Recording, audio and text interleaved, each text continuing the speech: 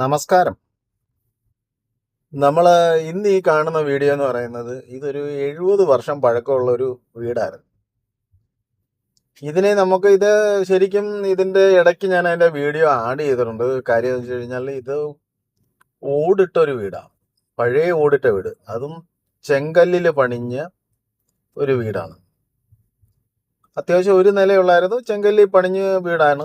ഇതന്നേരം ഇത് കസ്റ്റമറിന് ഈ ഒരു വീടിന് രണ്ടാമത്തെ നിലയിലേക്ക് ഒരു 2200 സ്ക്വയർ ഫീറ്റ് വേണമെന്നുള്ളത്. എന്ന് വെച്ചാൽ സ്പേസ് ഉണ്ട്, ബാക്കിലേക്ക് എക്സ്റ്റെൻഡ് ചെയ്ത് വാർത്ത ഒരു പോർഷനും കൂടെ ഉണ്ട്. അന്നേരം അങ്ങനെ എല്ലാം കൂടെ നോക്കുമ്പോഴത്തേക്ക് ഏകദേശം 2200 സ്ക്വയർ ഫീറ്റോളം നമുക്ക് ഇതിനകത്ത് വരുന്നുണ്ട്.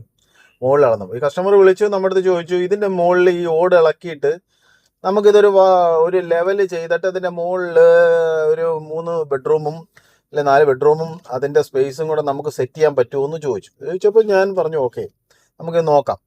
അങ്ങനെ ഇതിനൊരു പ്ലാൻ ഉണ്ടാക്കിയപ്പോഴാണ് നമുക്ക് ഇത് രണ്ടാമത്തെ നില ഇത് വാർക്കുക എന്ന് പറയുമ്പോൾ ഒരു ചെറിയ റിസ്ക് ഉള്ള കാര്യമാണല്ലോ, വെയിറ്റ് കൂടും എന്നുള്ളൊരു ഇഷ്യൂസ് വന്നപ്പോൾ ഞാൻ എന്ത് ചെയ്തു, അതിനകത്ത് നമ്മളൊരു പ്ലാൻ ഇത് ചെയ്തു. ഐ-ബീം സെറ്റ് ചെയ്തുകൊണ്ട് ഐ-ബീം ഇതിൽ കൊടുത്തുകൊണ്ട് ഇതിലേക്ക് 20 mm സിമെന്റ് ബോർഡ് ആഡ് ചെയ്തു. ഐ-ബീം കൊടുത്തിട്ട് ഇത് ചെറിയ രീതിയിൽ ഫ്രെയിം വർക്ക് ചെയ്തു. എന്ന് വെച്ച് കഴിഞ്ഞാൽ ഒരു ഗ്യാപ്പ് വരാത്ത രീതിയിൽ നല്ല സ്ട്രോങ് ആയിട്ട് റൂമുകൾ തന്നെ തിരിക്കുന്നത് നമ്മൾ സ്ക്വയർ ട്യൂബ് വെച്ച് വെൽഡ് ചെയ്തിട്ട് സിമെന്റ് ബോർഡ് വെച്ചാണ് ഇത് ചെയ്തിരിക്കുന്നത്. സിമെന്റ് ബോർഡ് വെച്ച് ഒരു ഹൈറ്റ് രണ്ടാമത്തെ നില ഇത്ര ഏറി വരുമ്പോഴത്തേക്ക് വലിയ വെയിറ്റ് കയറാതിരിക്കാൻ വേണ്ടി. അതുപോലെ ഇതാണ് നമ്മുടെ ഈ വീടിന്റെ ഒരു ആദ്യത്തെ സിറ്റുവേഷൻ എന്ന് പറയുന്നത്. ചുറ്റോട് ചുറ്റും വാർത്തിട്ട് ഒരു 6 അടിക്കൊക്കെ വാർത്തായിരുന്നു. പിന്നെ ഒരു മേജർ പോർഷൻ എന്ന് പറയുന്നത് ഈ ഓടിട്ടതായിരുന്നു. ഓടിട്ടത് ഇതിന്റെ മുകളിൽ റൂഫ് അടിച്ചിട്ടേക്കുവാണ്. എന്ന് പറഞ്ഞാൽ ഇത് ചോർച്ചയുള്ളത് കൊണ്ട്. അങ്ങനെ ഈ ഓടുകളെ മൊത്തം നമ്മൾ അങ്ങ് ഫുള്ള് മാറ്റിയെടുത്തിട്ട് സ്ട്രെയിറ്റ് ചെയ്യാനുള്ള എല്ലാ രീതിയിലുള്ള ഓപ്ഷൻസും സെറ്റ് ചെയ്തു. എന്നിട്ട് ഇതിന്റെ മുകളിൽ 2 ബാത്റൂമും സെറ്റ് ചെയ്തെന്നുള്ളതാണ്.